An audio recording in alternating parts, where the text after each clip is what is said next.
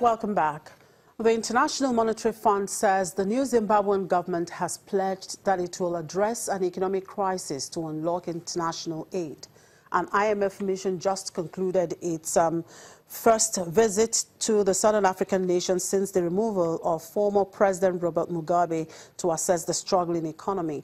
The IMF says the government's unsustainable fiscal deficit and severe liquidity shortages, which fuel inflation, are hobbling the economy.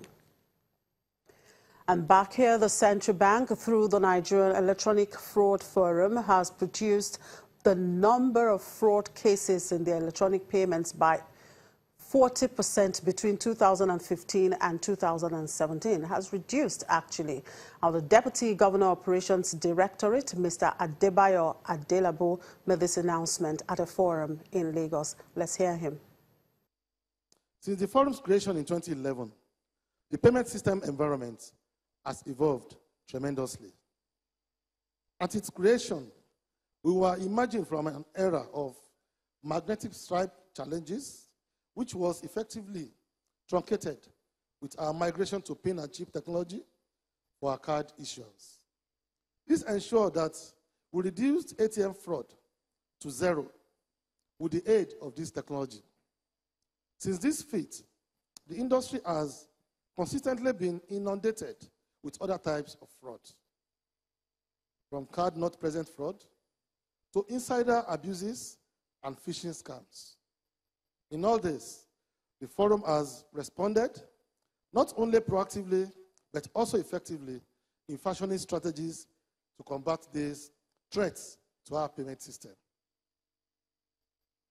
The activities of the forum in the year under review has set the tone for many positive developments in the payment industry. It is equally heartwarming to hear that in spite of the increase in the value and volume of electronic payments transactions in 2017, interim statistics from the Nigeria Interbank Settlement System have indicated a further decrease in the value and count of successful fraud cases for the third consecutive year. I think this deserves a round of applause. But it is not just achieving this reduction, it is achieving it consistently.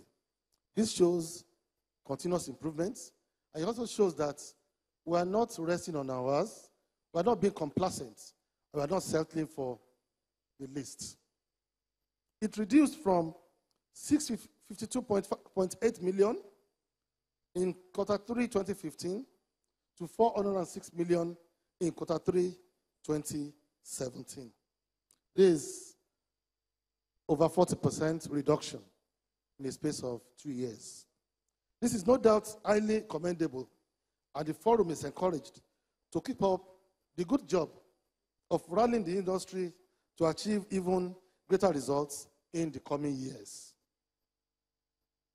As you must be aware, the essence of these collaborative efforts is aimed at not only protecting customers, but also ensuring that public confidence is sustained and improved credibility to the system. It is therefore no longer news that NEF has become a formidable force for fighting electronic fraud. And in Uganda, as a way to inspire new talent and help tackle poverty, Rooney Kigunde, an artist in Uganda, is using his talent to try and reduce the number of children living on the streets of Kampala. The artist and his friends offer free art classes to disadvantaged communities, teaching students how to paint and do beadwork to help them fend for themselves. Rodney Kugundu works with organizations that rehabilitate street children in Kampala to help them learn new skills and express themselves through art.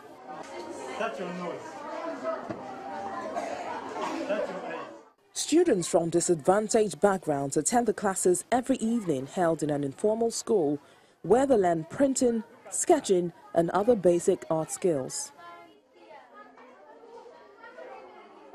Kigundu and his former classmates formed the art club last year, volunteering their teaching services at various centers in the capital. The trained artists buy paints, crayons and materials needed for with money made from selling their own artwork. I like pictures because I hope that when I paint beautiful ones, people will appreciate and buy them, and I'll have enough money to keep me in school and buy some clothes, food, and a few other things. That is why I want to paint beautiful pictures, so that people buy them.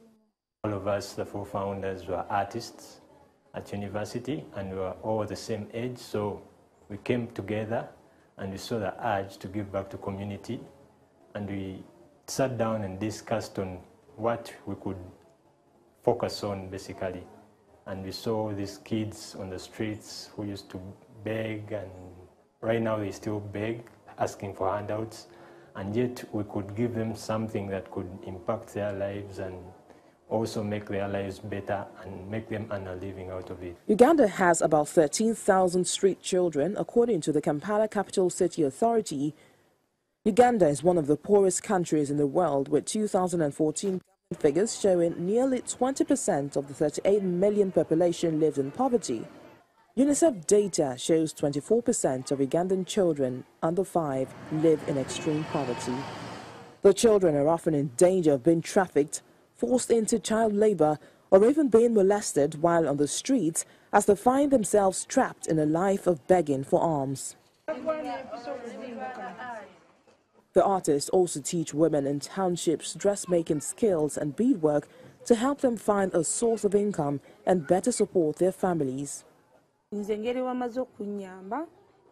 I am happy to have learned some skills. I'd like to share this knowledge with my children.